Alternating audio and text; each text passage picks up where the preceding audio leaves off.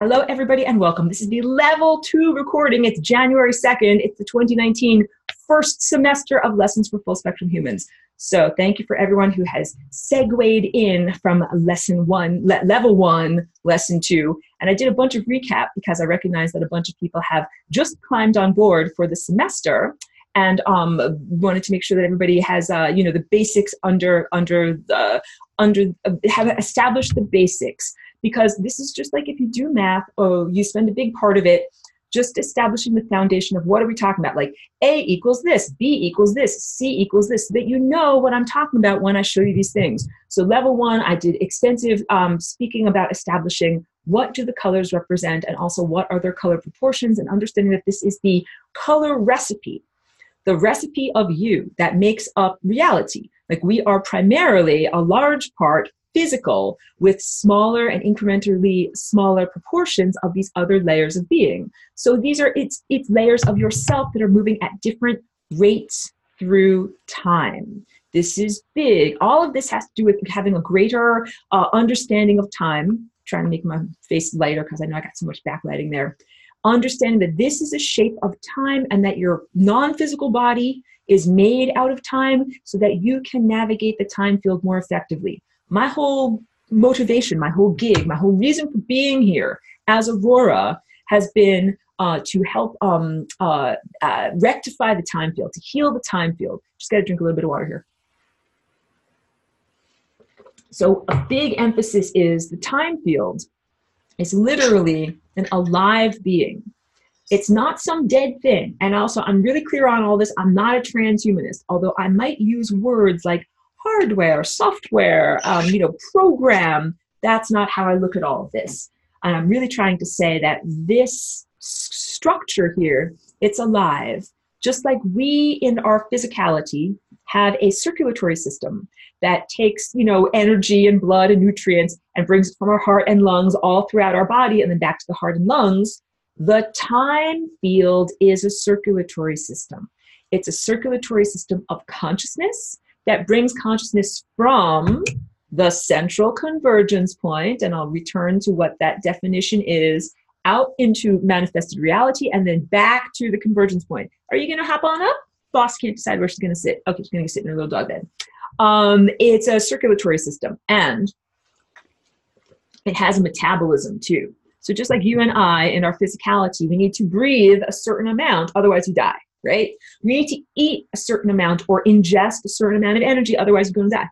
And you also need to, release stuff that you no longer need, release stuff that is no longer relevant, otherwise you're going to die. Same exact thing with the time field. And the time field has been diseased for a very long time. So this is also a big emphasis. Lots of people in the quote-unquote New Age community, and I'm not a member of the New Age community, they like to present the idea that somehow, Earth has done something wrong, Earth has done something bad, y'all deserve to be raped and mutilated, and there's no problems anywhere else. And I'm trying to say, no. First of all, no blame the victim stuff. No one, this planet did not deserve to be raped and mutilated. No one on this planet deserved to have their consciousness diminished. No, on all of that. You didn't invite that here. It's not like that at all. But also, the idea that it's necessary to rectify what has happened here, and there's disturbances on a galactic level. Like, this is big. I apologize if I'm not completely linear in my presentation. Yeah, so I had to come to understand when I came here, analyzing the world that I'm in and the cultural pretexts, and I'm understanding by talking to people that people on this planet think that they did something bad and wrong, that they're being shunned or, ignored by the rest of the world, and then everybody else out there is perfect. It's like this kind of idea of Hollywood or whatever, you're all lowly peasants and you all have problems and you have zits on your face, but everyone in Hollywood is perfect and they don't have anything wrong with their face. But that's not true, because we know that people in Hollywood got lots of problems with their face and they just, put makeup on top of it. So I'm just trying to use a silly analogy. Everyone on Earth thinks that they are like the cosmic galactic peasantry, with all sorts of worms and poops and problems, and look up to everyone else, all of the other aliens and extraterrestrials and ascended masters, and they're all perfect with perfect skin and they have no problems. No, that is not true. That is not true. That's not what's going on here. So allow me to burst that bubble. There's actually problems on a galactic level. That if you look at the arms of the spiral galaxy that we're within, one of the arms is all caca cuckoo. It's like, because we're looking at perfect harmonic proportions. You know, if you looked at my dress, if all of these shapes are going in a perfect direction, then all of a sudden you have one area where it's all bunched up. You're like, wait a minute, that's like wrong. That's like something happened there. Maybe that fabric got damaged and then a seamstress tried to mend it together and everything is all puckered and it doesn't look right. That's what part of our galaxy looks like, okay? Big, big realization there. So there's a problem on a galactic level. There's a problem in our solar system. If you look at our solar system and you say all the planets and their rings, their orbits around the sun are like strings on a guitar. We are missing a string on our guitar. It's called the asteroid belt. That used to be a planet. It's supposed to be a planet. We're supposed to have a planet there. We don't have a planet there. It got vibrated out of existence. And this was part of the power struggles that have been taking place that we're fighting a spiritual battle about on our planet right now. So yeah, one of the strings on the guitar of our entire solar system got destroyed.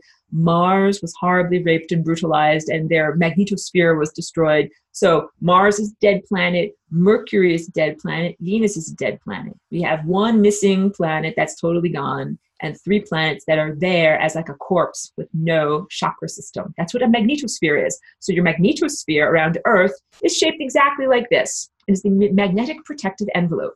In level 1, so this lesson 2 corresponds with the stuff of level 1 that is all about electromagnetism, like science, objective materialist stuff, and the idea of a solenoid. So a solenoid, I'll just write this out on the whiteboard.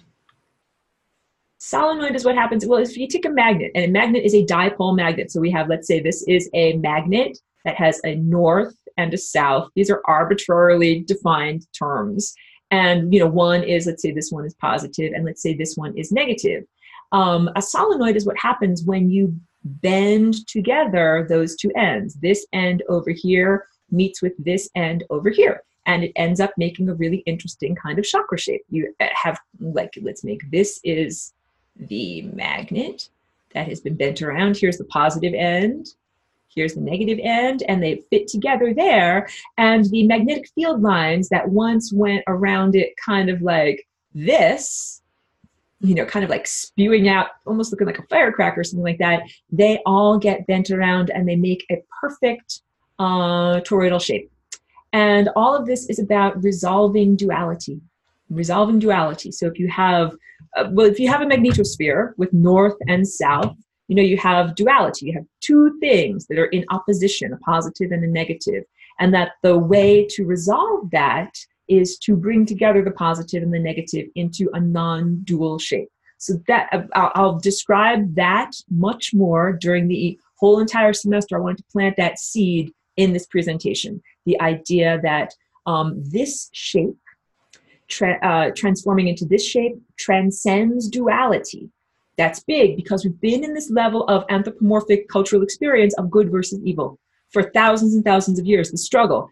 And again, I'm not a transhumanist. I'm not a demonic apologist. I'm not here in order to give ideas of some kind of cultural, moral relativism where there's nothing really good and there's nothing really evil and it's all really okay and just do whatever you want. No. Because don't go and have sex with a donkey because you think everything is really okay. No, that is not okay. There are certain things that are okay and certain things that are not okay. The idea of flying rainbow lasagna is that there become more than one pathway in terms of returning to the source, which is also the destination. So now I'm going to get back into that idea of building the dimensions. And I spoke about this last week, and it's worth going over again because it's a big part of establishing the right language and also this concept of the singularity. So again, to anyone who's a super new student who's in level 1, this is definitely worthwhile information because it's all about understanding that convergence point and the singularity. So that yellow sculpture, I can't use the yellow pen because it's just totally not visible when I do it on screen. But let's pretend that I'm drawing the yellow sculpture, and here's that convergence point where all of the little lines, meet, and then here's the other, and it's kind of a cross section. I'm sorry, I'm trying too many things at once. Make it better. First, let's talk about defining terms and how is this shape created, and then what everything is. So this is the 0th dimension. It's the singularity. It's the convergence point. Science talks about the singularity and says, oh, the singularity is what happens when you take the super stretchy fabric of the cosmos. Let's say I'm drawing a piece of rubber fabric there, and you take an infinitely heavy object like a bowling ball that's 10 million billion pounds, and you put it on top of this infinitely stretchy fabric of the cosmos, which science describes as time and space. But I add in consciousness. But remember, science can't weigh consciousness, so it doesn't want to touch it with clown foot pole. So then it just says time and space. But we understand we're throwing in and consciousness. And if you make this heavy bowling ball go on the stretched fabric, it makes the fabric stretch down and it starts to make this vortex shape. And this is the primary understanding of what's happening. We are stretching the fabric of time, space, and consciousness. And if you keep on stretching it all the way to the point of infinity, what you get is the singularity. That's that dot right there. That black dot is the infinite stretching of the fabric of time, space, and consciousness.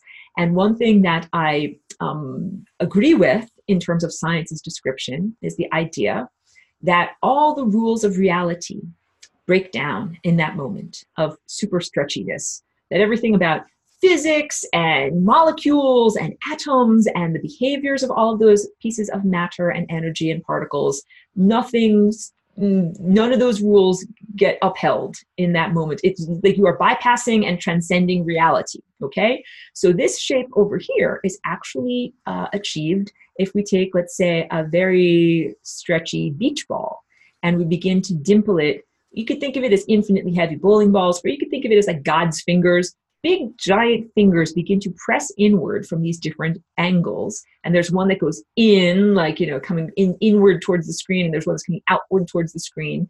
And these are the various vectors. And if you can see me in the little thumbnail here, imagine if this is a stretchy fabric of bowling beach ball.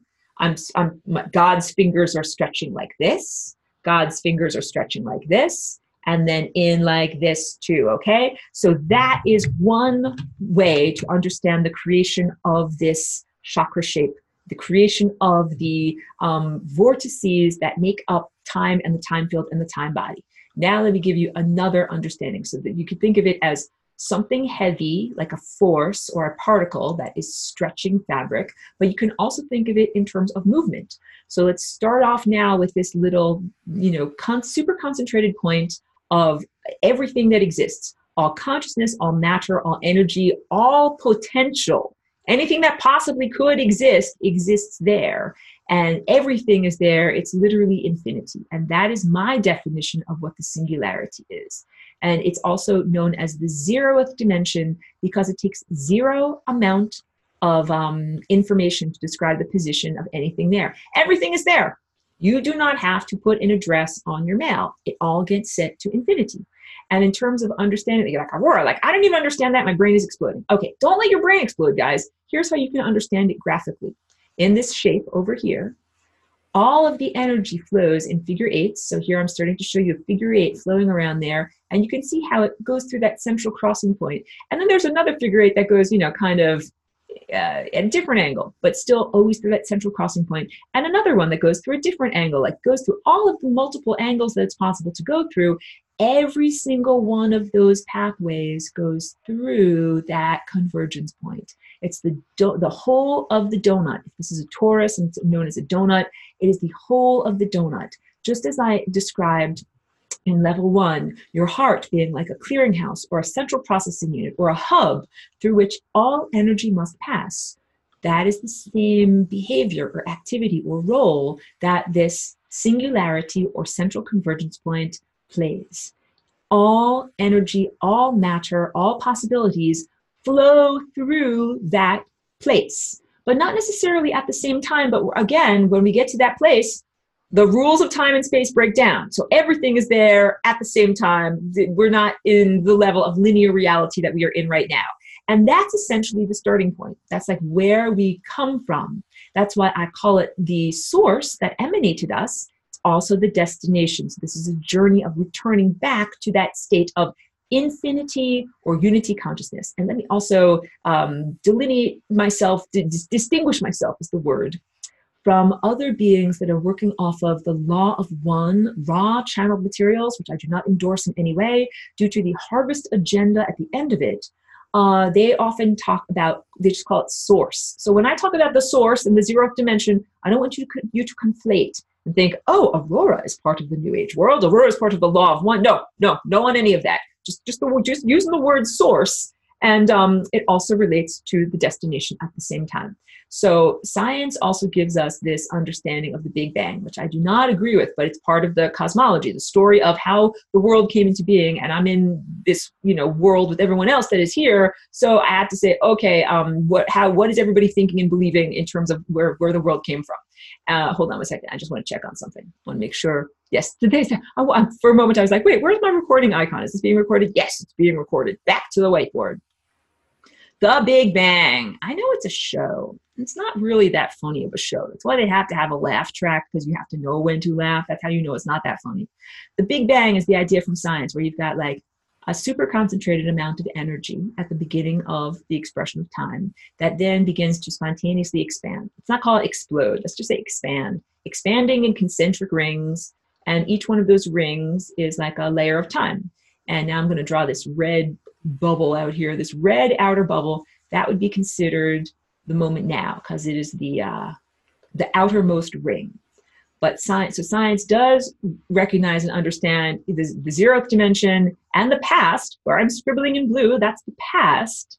But science does not formally recognize the existence of the future, which would be everything where I'm drawing this blue arrow. Everything out here is the future. Science does not recognize that. Science presents this to you as if you live in a contextless bubble where there's nothing out here. There's nothing. No, there's something. There's actually higher dimensional reality out there. It's the future. So now let's show that to you graphically. So, again, this is worthwhile information to learn so you can navigate the time field, so you don't have to sit like a child with your snack tray while the pilot flies you someplace, so that you can be your own pilot. Yo no soy marinero, soy capitán, soy capitán. So the zeroth dimension is like the starting point of this dance. It's like ballet dance, and you start off from first positions, everyone. And then the most critical leap that ever had to happen was for this little dot to think, what would happen if there were some little part of me that wasn't actually over here with me? That was the most amazing thing to ever think. And you need to try to embody the thought process of that dot, because we are all doing something similar.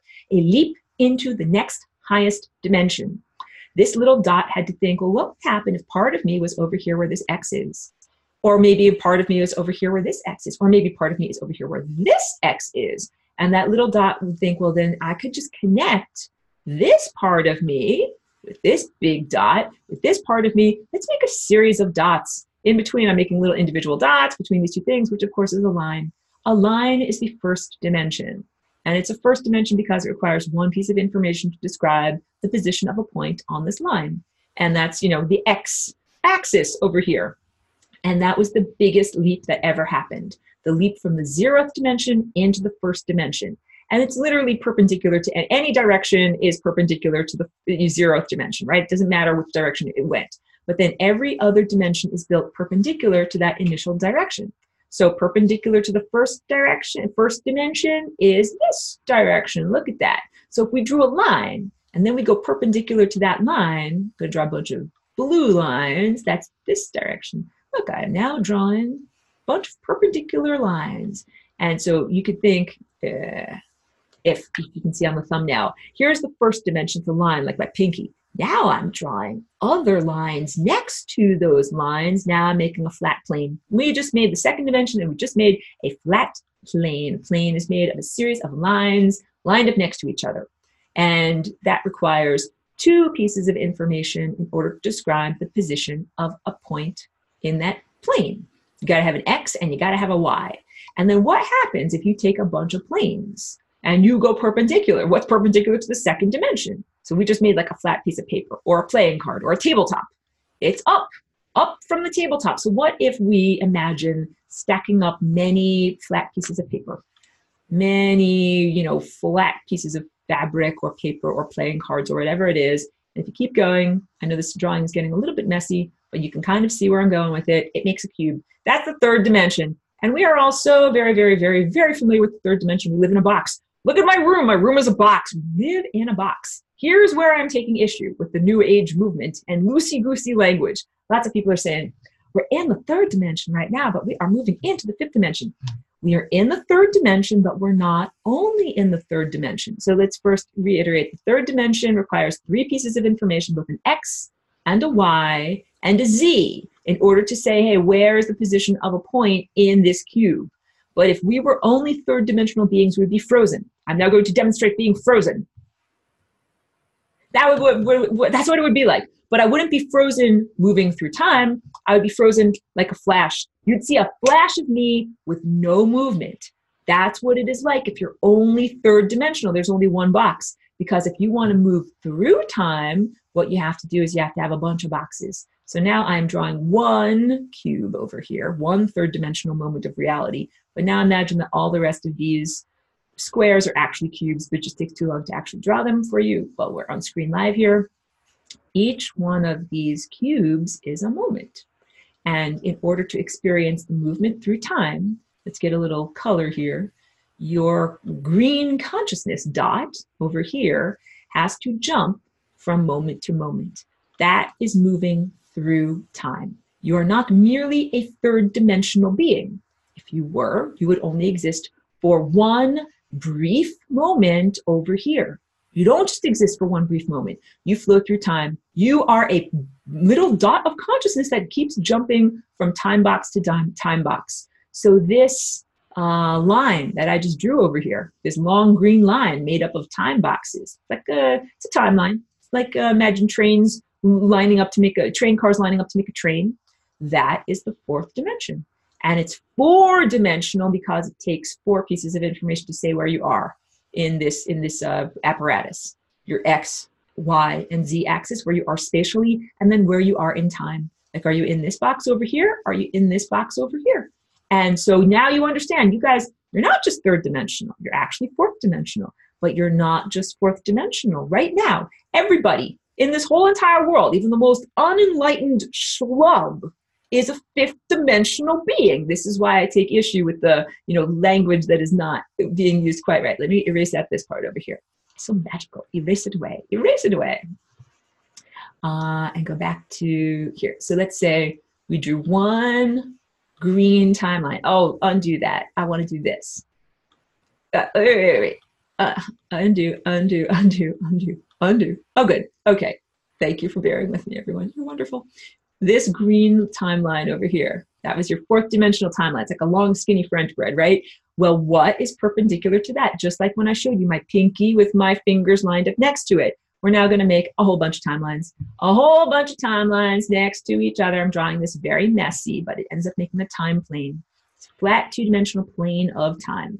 And each one of these timelines where I'm making the squiggly line is just like a train that has train cars of reality that you can move through. But at this point, I want you to stop being literal in your understanding of my diagram and start being figurative. Like, understand this poetically. Because if we understand that this timeline over here, the fourth dimension, that is like a skinny piece of French bread. The fifth dimension is like the bakery of possibilities where the bread is baked. So to clarify, I don't want you to think that the fifth dimension is like the bakery where there's all these French breads lined up on a shelf. And you can go in there and be like, I want to choose that French bread and pick it up and like chomp into it. That is not what the fifth dimension is. The fifth dimension is more like the bakery in the back, where there's ovens and there's water and flour and yeast and the potential ingredients for reality. And you make dough, but you don't actually have bread yet. This is what I'm trying to say in clarity, because everyone is like, Age of Aquarius, fifth dimension, going to Aquarius. You're already in Aquarius. You are already in Aquarius. You're there. You're already there. We've all already been there. But you're like, wait a minute, Aurora. If we've all already been there, then how can this be a positive transformation? Everybody's been so downtrodden. We're all just a bunch of schlubs. No, you're not a bunch of schlubs. What's happened is the dough of your bakery has been hijacked for many millennia. The imagination, the raw ingredients of your imagination for reality manifestation have been hijacked for many millennia with the dough being stolen by malevolent overlords of humanity and formed into breads and cakes that then are cooked in industrial furnaces and burned to a crisp. Burnt cookies of reality, I call it. They've been burning your cookies for a long time. And you eat these burnt cookies, you're like, this reality tastes horrible. Like this, nothing is good. I hate life. It's not the way it's supposed to be. What's supposed to happen is we are all supposed to be empowered to take the dough of the raw ingredients of our imagination and manifest it into reality with basically the ovens of our perception or observership. So yeah, you got observership. That means you're like a quantum being that has ovens in front of your eyes, and wherever you look, you are cooking the dough of reality and making things happen. This is what it means to be a fifth dimensional creature. Like you're already taking dough and making reality out of it. But up until this point, humans have been very uncontrolled in their way of doing it. So everyone's manifesting a horrible reality. And everyone's been manifesting and cooking the dough of burnt cookies. Where like nobody's got enough money, and the world is horribly polluted. Evil people have been running the world. There's lots of cancer, and babies are born with brain cancer, and things are not okay. Like we are making that world, but not intentionally. So the distinction is that now we are in a time, an aspect of the time field. Like we have moved into a new season in the time field, just like on Earth, there's winter, spring, summer, fall. There's seasons in the time field where now it is a time where we can be in control of the raw ingredients of our imagination, and we can be in control of the oven temp, and we can make cookies that taste delicious that aren't burnt cookies. Big, huge emphasis there. So the fifth dimension is the potential for these fourth dimensional timelines to be created. What is the sixth dimension? So that's what happens if we take the fifth dimensional time plane and we stack it up. Here I'm stacking up playing cards, I'm stacking up planes, I'm stacking up essentially time tapestry. You could think of it like fabric layers. And then if we have layers of fabric like this, let's say there's an event, like where I'm making this black dot. Let's say that event is some nuclear thing that happens. That event has timeline bleed through. That goes through all of these different layers of the time tapestry and sews them all together. So on one timeline, what might be experienced is a nuclear war. Someone presses the big red button and ICBMs fly through the air and they explode and there's a nuclear war. And on a different neighboring timeline, what might happen is, well, maybe over here, there's timeline bleed through. No one pressed the big red button, but maybe a nuclear reactor exploded. So you got a lot of radioactive stuff. Or maybe a cask of, over here, here's a different bleed through, a cask of nuclear material falls off of the transport and, makes a big mess in the ocean or something like that. So these are similarly related events, but not exactly the same. And they are relating through time, across time. And this is, again, how you can understand the interconnectedness of time and how what you are doing individually on your timelines and with your body absolutely affects everyone else. There's timeline bleed through. And so what you have there, you have like a time cube, right? And then we go right back to the beginning. That time cube is the sixth dimension. And essentially what we're also understanding is the rolling of the dice. So here's a good example that I use for this.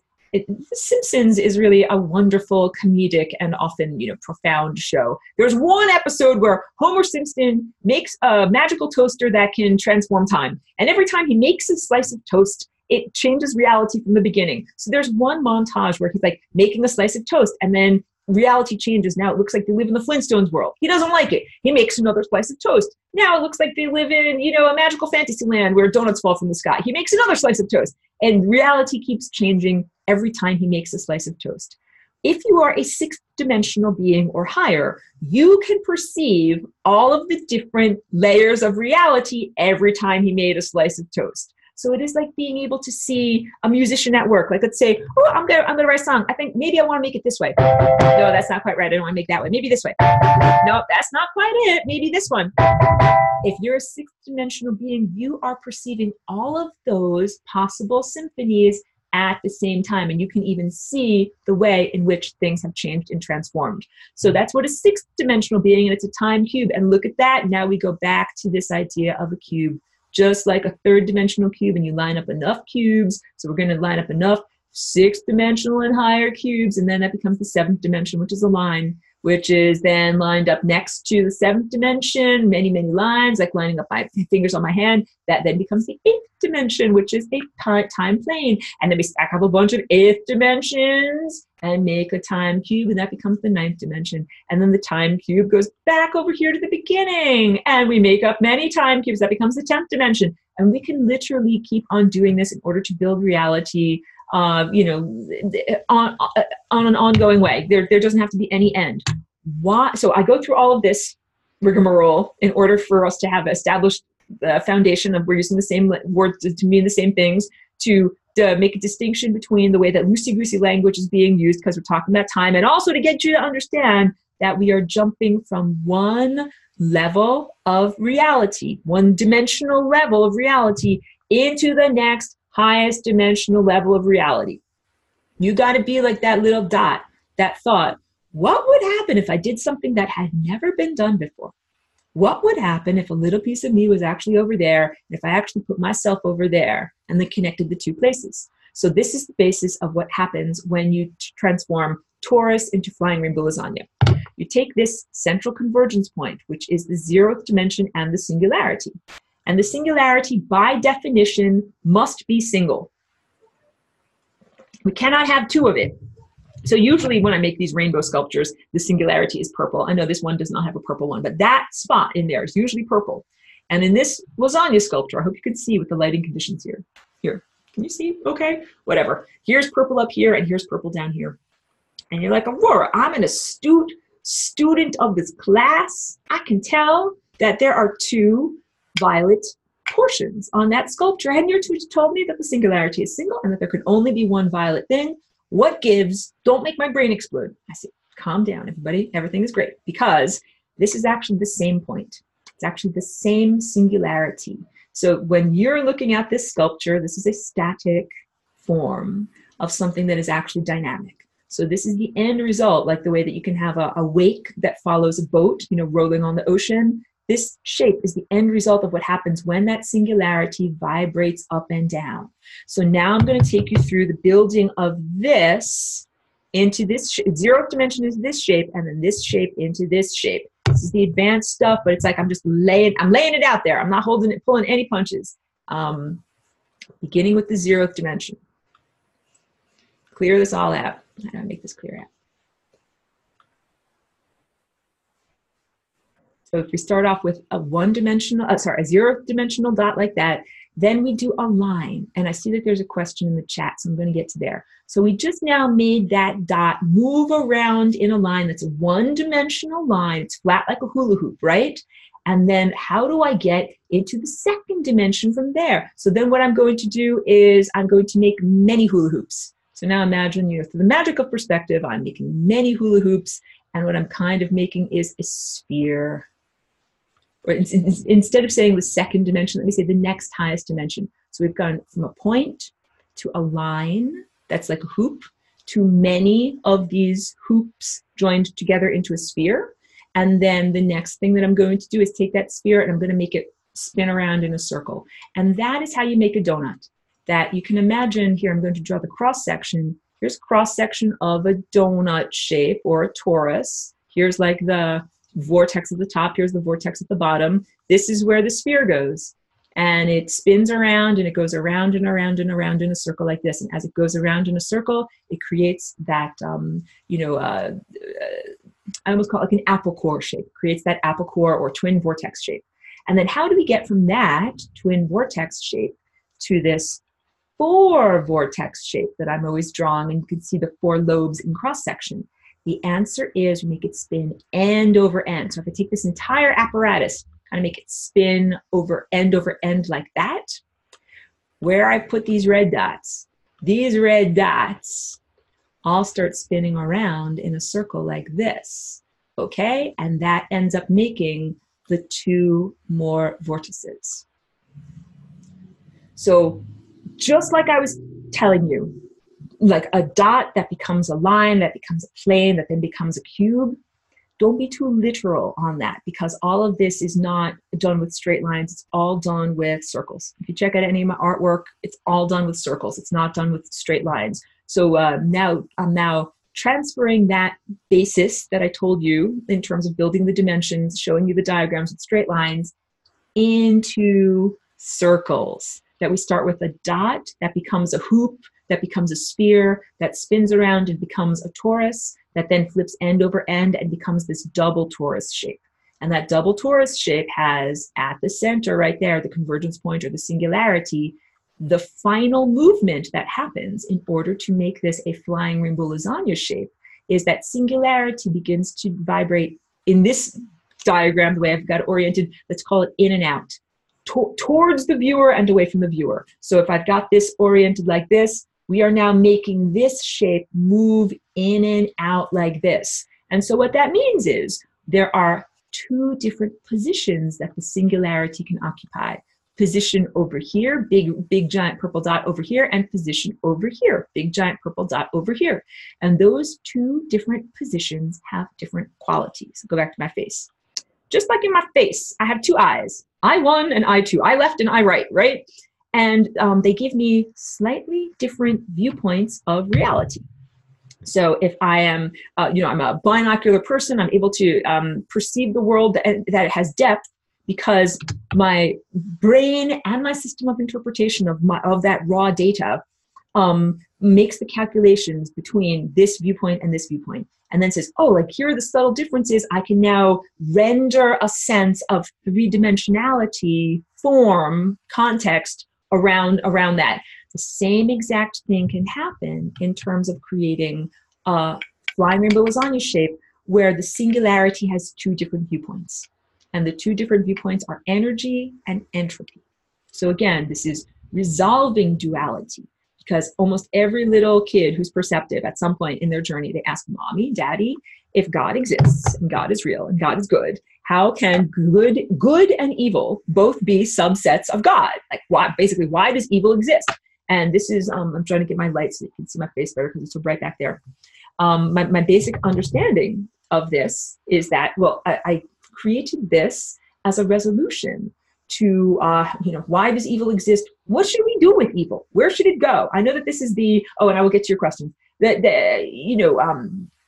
This is like the reason for why I'm here. So we're here really undergoing a spiritual battle, really under great duress. What do we do with evil? What do we do with the turds who refuse to flush? Oh, and I'll have to get into that phrase. What do I mean by the turds who refuse to flush? I'm talking about consciousness residues, supernatural beings who once were embodied, but who did not return to the central convergence point. So here's big emphasis and takeaway. You come from here. Everybody's recognizing that this is known as the source. It's also the destination. You circulate away from here, out into reality, and then circulate back. And then circulate out into reality and circulate back. So this is level 2. Let me show you just with my sculpture here, a couple of the basic energy patterns. So one of the basic energy patterns is a figure 8. And we'll do that pathway again. Figure 8. Going like this and like this and like this. And the center of the figure 8 is the singularity or the 0th dimension here. We also have other energy patterns flowing around this shape. So that's like saying we got music, we got basic beat. That's the figure 8 flowing around through there. But then we also have other music that's at the same time that might be like this. And that is the idea of flowing around in a circle here and spiraling inward. So the vortex, I'm holding it like this so you can see it from the top down. Now we're looking at from the top down. The vortex is spiraling around from the periphery and then getting smaller and smaller, tighter circles into the middle, all right? So one energy pattern is a figure 8. One energy pattern is the vortex that spirals in and then spirals out. And then you have circles because you can have just a circular expression from out here, just around like that. So you can do just circle, circle, circle, circle, circle, circle. But you can also do figure 8, which is half circle up here, half circle down here.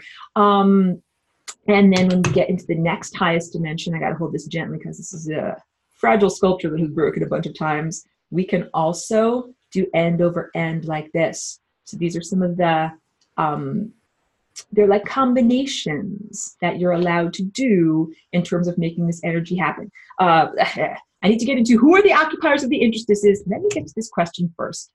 And I know I make scrolly faces. From Salu. Hello, Salu. Thank you for being here. She says, Aurora, you know how you had explained about the dimensions and how they can keep going on and on, build more realities. Well, wouldn't there come a point when the reality beings of that reality would become so subtle and full of light energy that they just would not exist anymore? And if so, then would that not mean the dimension would not go on and on? It's a beautiful question. It's basically like asking, how fine of a scale or how detailed can we make the pixels of reality? So it's my understanding that the pixels of reality can become ever and ever finer. Just like if you've ever looked at a fractal, like a computer-generated fractal, where you can keep on zooming in, and every time you zoom in, you find a little floret, and then that blossoms forth with all the details again and again and again. It's my understanding that reality is fractal on that nature, and that we might get to levels of complexity that are so startling that it's maybe beyond our imagination, and also levels of connectivity, like the way that events are structured. The music becomes so complex, it might be beyond our human neurology to understand.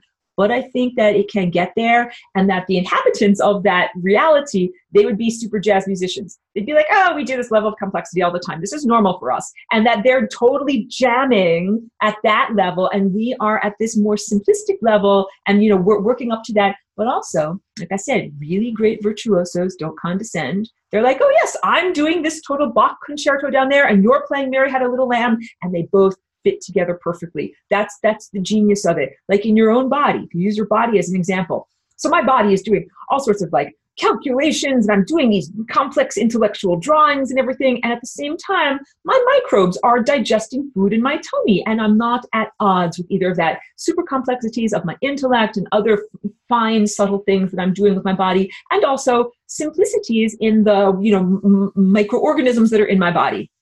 And thank you.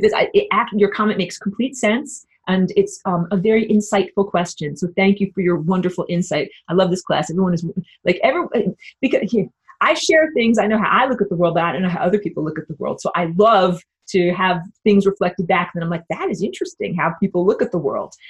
Pedro asking about the turds. He says, so the turds that refuse to flush, TURF. He comes up with good anagrams. Are different from the pooties. No, I wouldn't say so. I would say that both of those are really comparable. And now, because Pedro's been in the class, he knows what I'm talking about. This is level 2. Let me get into the time diagram that I say all the time.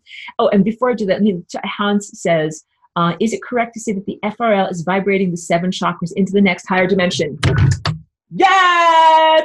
Big giant, yes! Yes, yes, yes. That's exactly what is happening. So this is the basics of what is happening to describe the context that we find ourselves in.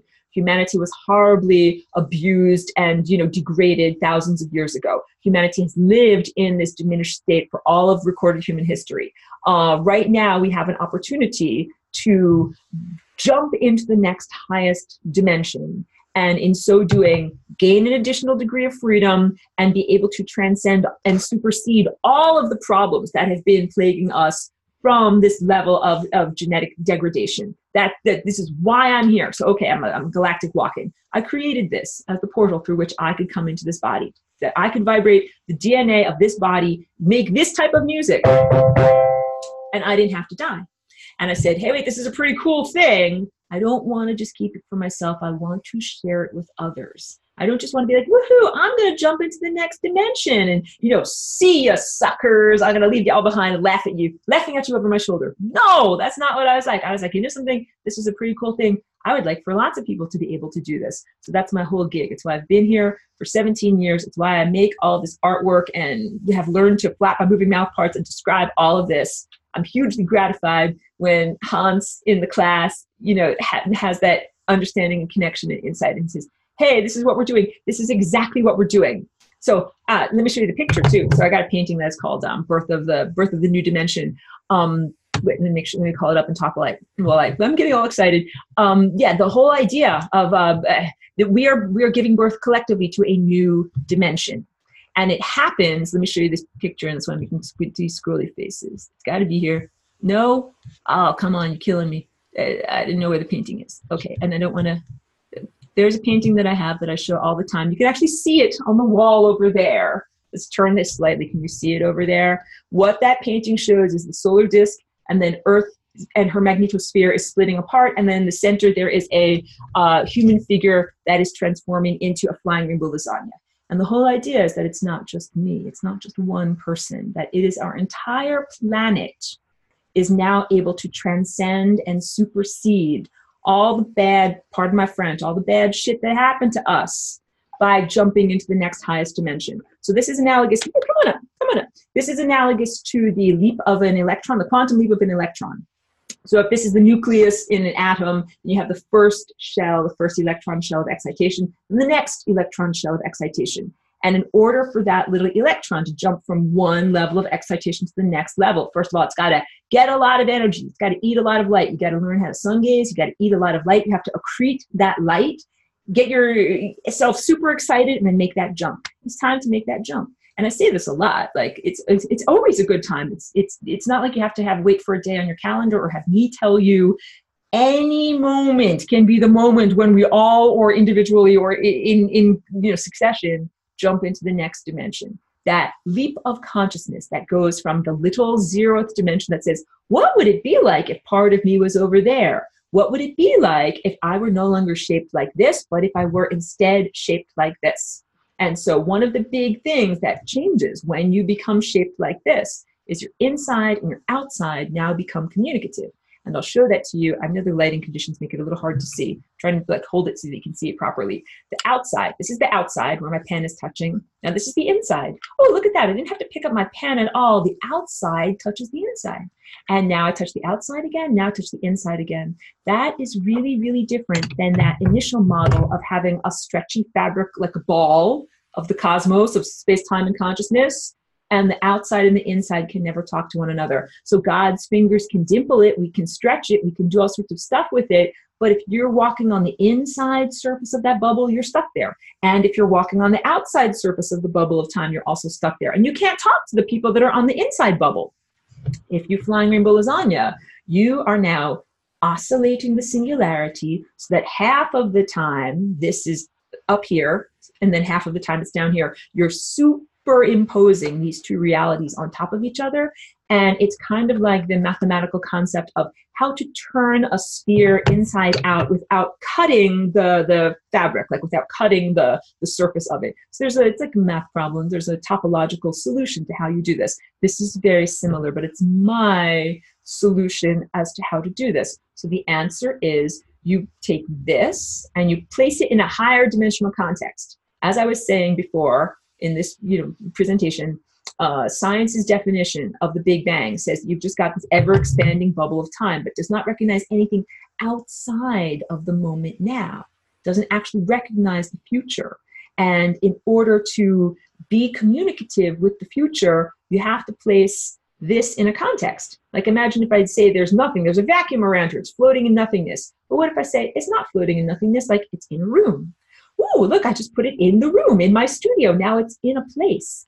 And what I can do is either I can move this sculpture relative to the place that it's in. Like, oh, now it's up, now it's down, now it's up, now it's down. Or I can keep this in one place and I can move the whole house up and down around me. Like I'm having an earthquake, I'm shaking the house.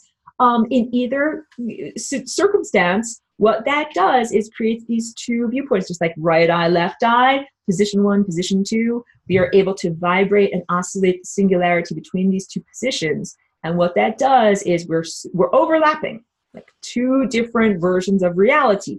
And what you can do is you can take a scoop from that version of reality and a scoop from that version of reality and blend them together. So I'm going to get more into in subsequent teachings on the class how your DNA is shaped and how applying this flying rainbow lasagna affects your DNA and your experiences of reality. But basic understanding here right now is that DNA is the integument that ties you together from moment to moment in time. So those little time boxes that I drew, it's the movement of your DNA that makes you jump through time. So right now it's 3:55. We've been at this for a couple of hours. We are not in the same bodies that we were in when we began. We have been jumping from moment to moment, and none of us have to sit there and say, okay, ready, jump. Oh, good, I jumped into the next moment. Good, here's my body again. No, you don't have to do that. We seamlessly move through time. We do this integration. It is the end result of the dance of our DNA, because your DNA is not a static object, just like this is a dynamic object that is constantly swirling and twirling and everything. Same thing with your DNA. Your DNA is constantly moving and dancing and twisting and furling and splicing itself and unsplicing itself and do-si-doing and crocheting. It has movement. It has behavior. It is dynamic. When your DNA no longer has dynamic movement, you are dead. You don't move through time anymore. So it's the dynamic dance of your DNA that moves you through time. And if you can control or ameliorate that dance, you can dance on better timelines. You can even erase things that you don't want. I don't want to jump into that timeline. That's a crappy timeline. I'm going to jump into this timeline instead. You can intentionally create and occupy timelines that are all about health, vitality, comfort as opposed to disease, or like feeling happy and healthy as opposed to feeling diseased, and eventual ascension. And I'll do one more thing to talk about, and there's more questions there. What is ascension, and how do I understand navigating this time field? So now I'm going to draw some diagrams. It's a recap for anyone who's been in this class for a long time, but it's new to anyone who's totally new. So this sculpture, I'm going to now draw a diagram that is just the lowest quadrant, that little swoopy shape down there. Let me do this. And again, thank you for the patience of anyone who's already an expert at this, because it's important stuff. Time field. And then I can tell you about the turds. Hold on, let me just do this. Clear it out. The time field. So here's that lower swoopy quadrant, which is actually, a vortex, but I'm drawing it as a flat cross section. And here's the source, which is also the destination. And what energy is supposed to do in an ideal world is be emanated from the source, go right over to here, and then travel up this central core timeline directly back to the source and the destination, with no stopping points, with no restovers, with no Motel 6 along the way. That's what we're supposed to do. We're never supposed to go and experience the membrane of death. Now let me show you what's the membrane of death. The membrane of death is this over here, where I'm drawing this blue line. It is a membrane between worlds. It is a boundary between levels of existence. It is a flowing membrane that actually, it's like a waterfall that has, energy that flows in this direction. So and also like water, it is a membrane that is comprised by nothing more than the surface tension of the substance flowing amidst itself. So water has a meniscus. Like if I draw, this is a glass of water here, and here's the surface of the glass of water, and it's actually like a lens. It's kind of a thickening of the surface tension of the water, and it creates a small amount of distortion. And that's why if you put a pencil, here I'm putting a pencil into the water, it looks like it's broken. It goes in halfway, then it goes halfway over here. It's a lens. You can do the little science experiment. That's a broken pencil. It's not a broken pencil, children. It is just surface tension on the meniscus. This area over here is a lens. It's a thickening of the area of time, of the flow of time. And it's supposed to be an area that's clear, where energy can simply flow like a perfectly clear conduit or a waterfall. But what has happened due to the human genetic degradation on this planet, on many other planets, and the galactic degradation and the entire distortion and attempted destruction of the time field itself, time is not healthy. Time is not flowing in the way it's supposed to flow. So what happens is you get emanated from the source, but then you start off over here and you live maybe like a minute, and then you hit the membrane of death and you die. Where I made that big black dot, that is your death. It's your first death. All of us do this. And then you circulate back to the beginning over here, and you try again, and you move through time and you die again. And you're not just doing that from left to right. You're actually, because it's a cross section, you're doing this from every side, and you keep on trying. These are like choose your own adventure novels. I'm going to try again. I'm going to try again. I'm going to try again. We were not meant to have to do this. This is like if you are a musician that cannot read the musical score. You don't know what note. I got 88 keys on my piano here. What note am I going to play? I don't know. Maybe this note. No, that ain't it. No, that ain't it. No, that ain't it. No, that ain't it. No, that not. On and on until finally, oh my God, that was the right note. That was the note I was supposed to be playing my whole entire life. I had to try all of the other thousands and millions and billions of wrong notes and die many, many, many times just in order to find the right note that essentially, that is this core timeline that leads you through here. This, where I'm making this, that's like a little tiny wormhole.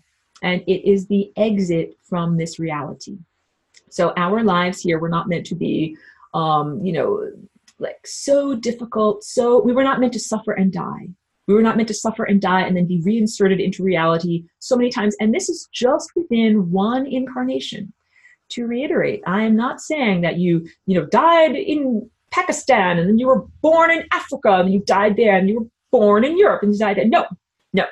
I'm saying that this is within your one life. Whatever, you were born in Paducah. This is all that Paducah life. You got born and you died instantaneously. Maybe the doctor's scalpel slipped or something happened or whatever. You breathed in wrong and you died. And then you're like, okay, that didn't work. Let's try again. Maybe this note will work. No, then you tried it again. No, sorry. They dropped you on your head. You died again. Oh, no, sorry. You got vaccinated. You died again. Oh, you fell down the stairs. You died again. Oh, a dog bit you. You died again. You died a million times. So if you are like 30 or 40, pat yourself on the back. Like, you have died so many freaking times to be able to make it to this age. You're not supposed to have to do trial and error. And a big part of this is that every time you die, you're putting energy onto this membrane of death that's actually not supposed to be there.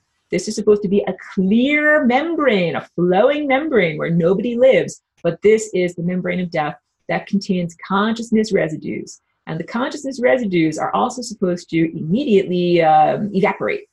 Like if you get onto the membrane of death, you're not supposed to live there for several millennia, like slowly dissolving away, like a ghost that's like, I've lived for 4,000 years and I'm still doing the same stupid thing.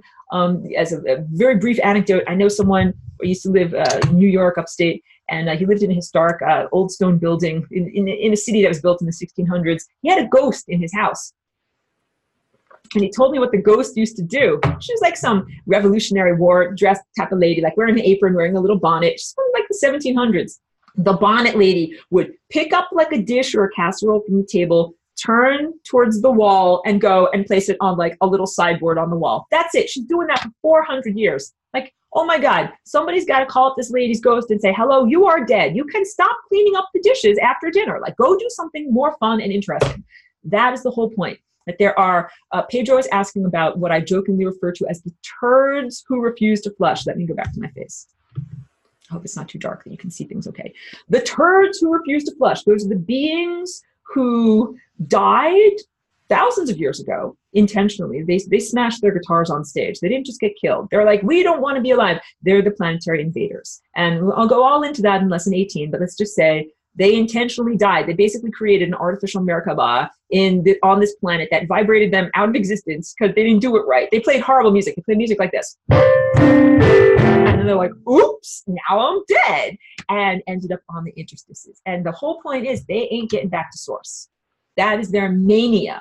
They have a religious mania. If there's something that you need to know about the satanic, Luciferian, artificial intelligence worshipping transhumanists, their mania is that they are cut off from OS love, operating system love. They are out here, like they don't have a lifeline. They're not using life force energy. They don't have enough gas in their car to drive back home. They can't make it back home. So they're trying to find out any possible type of way that they can somehow game the system to try to get back home. It ain't possible. They can't do it. And they just refuse to admit that. And I'm like, guys, I've done the math. You can't get back there. Like, give it up. Go to entropy. So I'll get into this too. Energy and entropy, the two different viewpoints of unity consciousness, that this is the solution as to what do we do with evil. So we know that there are these beings that invaded our planet, invaded our consciousness, invaded the human genome. P.S. I don't want anybody to freak out, but they live inside of you. Those membranes, they're inside of you. They're not, it's not like somewhere else, like, oh, the demons live over there. They live inside of you, but I don't want you to claw your face out and stab your eyeballs because demons live inside of you. Don't overreact.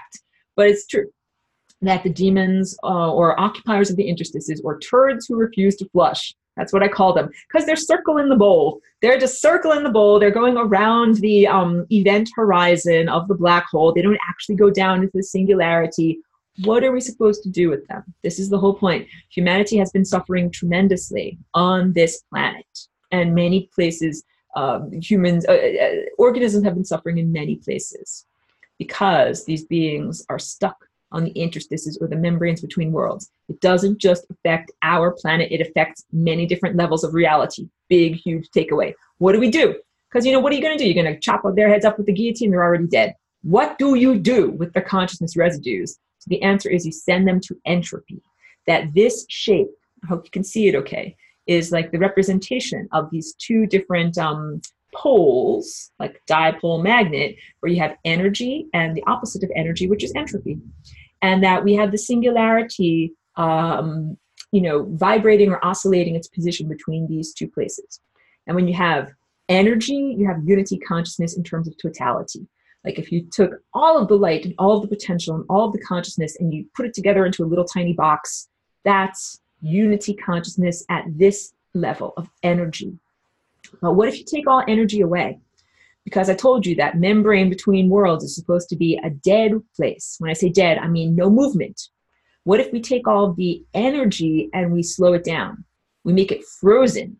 We define heat as movement. Like I've got molecules that are in my air here, and they're all bouncing against each other, and my room feels nice and warm and comfortable. Like it's not 32 degrees below zero in my room. There's molecular movement. But let's say I took heat out of the room. The molecules would start to move much more slowly. They wouldn't bounce against each other as much. Let's say I took all of the heat possible in this room out of the room. I made it completely cold and frozen in here. I brought it down to like almost 0 degrees Kelvin, which is the scale of absolute zero. So I have almost no molecular movement. The atoms no longer move. They no longer bounce against each other. They no longer create friction or what we experience as heat. It is a frozen place with no movement. What happens in science, and I'll get into this more in subsequent lessons, is called a Bose-Einstein condensate, where all of the atoms, instead of beginning to act like individuals, they all begin to synchronize and unify, and they all act like one big giant atom. And that means that unity consciousness can also be achieved at the other end of the spectrum, which is entropy, or total loss of energy.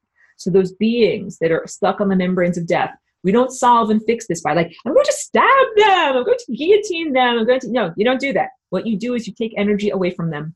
You suck all of the heat and light and awareness and energy away from them, and they become frozen.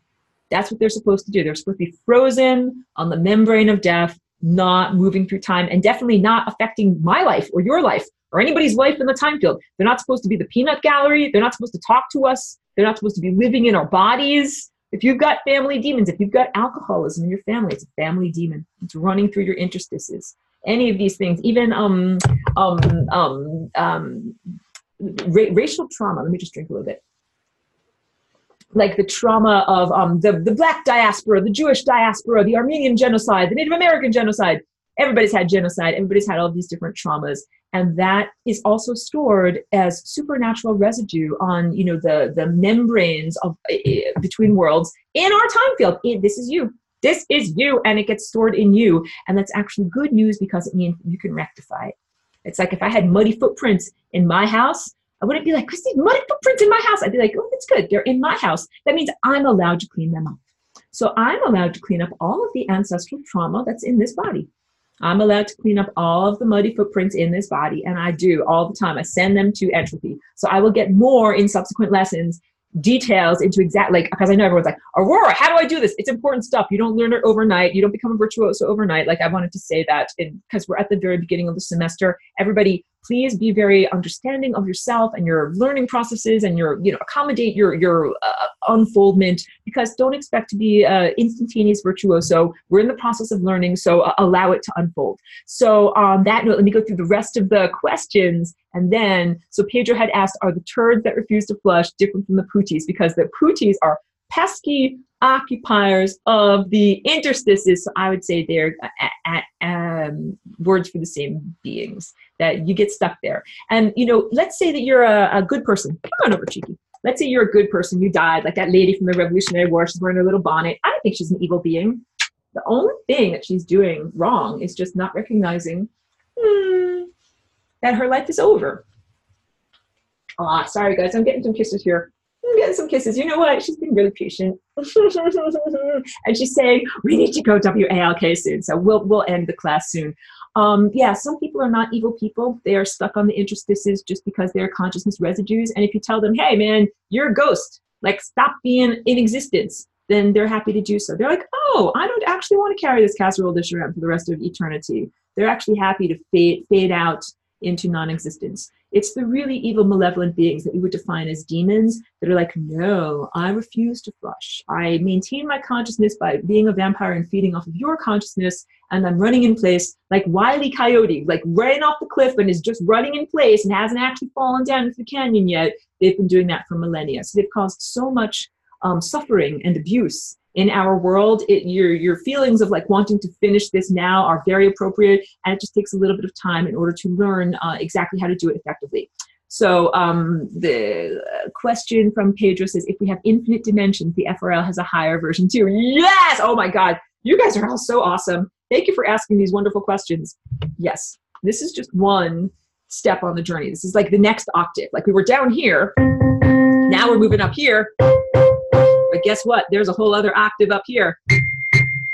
And I am so happy to be alive to be able to explore this. Like I fully admit there are things that I don't know that I am so happy to explore. So I know a little bit about lasagna. I don't know everything about it. I'm constantly learning about it. So in my own, like my paintings and sculptures and drawings, everything that I'm doing, I'm educating and exploring myself. It's also like looking at your own body. Like imagine if you had a really wonderful microscope and a telescope that you could use to look at your own cellular structure, your own skeletal structure, where your atoms came from. Like I'm doing all of that. So I'm on a journey of learning just like everyone else. I really want to make that clear. You know, I share and I teach what I already know quite well. I'm always learning and being challenged and learning new things. And I can't wait to find out what the higher dimensional version of this is. And then what's higher than that? Just like I was teaching you, you build like the fourth, the fifth, the sixth dimension, the seventh, eighth, ninth, 10th, 11th. It keeps on going. It's like an endless journey. So I'm super excited. I don't think I'll get bored anytime soon, guys. Like, yeah, there's a lot to keep going with this. And also, if we're in physical bodies, you might have a limited lifespan, like whatever, you can only live so many, hundreds of years in a physical body. Don't be concerned, everyone, because we are in the process of metamorphosizing into new formats. So our consciousness journey continues, even though it might not be in the same exact format. We're metamorphosizing from little caterpillars, linear time-based beings, into butterflies, the non-linear kind of experiencers of time. So our whole definition of self and how we define individuality begins to change. We become a part of the larger time being, time organism. So this is also part of our healing. We're healing the time field. We're healing the larger metabolism that we live within. Big emphasis. We're circulating through this the same way that little red blood cells are circulating through my body.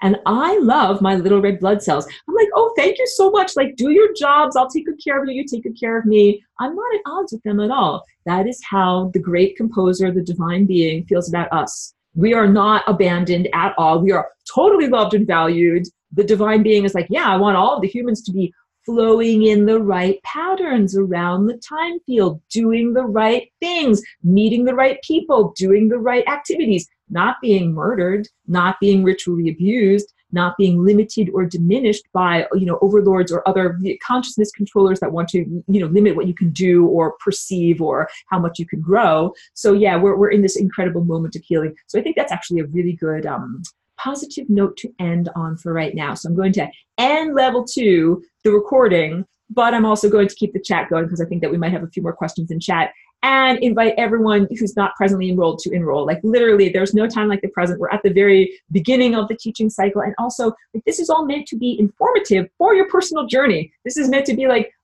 we're in this time where this era now, we've opened a door. We're in a new room of the house of consciousness, right? All bets are off. Like, what in the world it's like if you have a blank canvas and you can paint anything. Like, it can be intimidating. What do you even paint? How do you even begin? This is like, let's talk. Let's be in art class. Let's talk about what type of materials do we use to make art projects? What's the best way to do it? How can we work together? We're talking about creating reality. So that's my motivation for all of this. We are literally in this, like I said, there's seasons in the time field. We're coming out of winter. Winter was a time when it doesn't matter if you plant a seed, it ain't going to grow. It doesn't matter if you think and imagine and wish and are passionate, it ain't going to happen. Now we're in springtime, where you can plant a seed from your mind and it actually grows and something actually happens. And it's like, oh my goodness, it's been a long time. So you have to kind of believe a little, like, can this really happen? Yes, this can really happen. Seeds can really grow. So let us work together like a beautiful symphony to make the music that we actually want.